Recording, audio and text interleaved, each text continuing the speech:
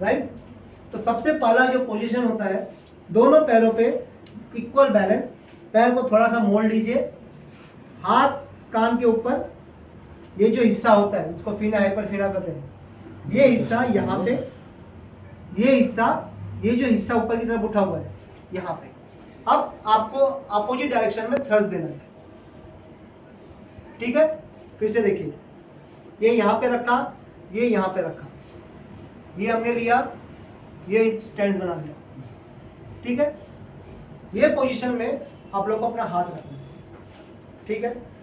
ये हो गया आपका पोजीशन। जब भी आप थ्रस्ट देंगे 110 का एंगल आप हमेशा बना के रखेंगे। ये 90 हुआ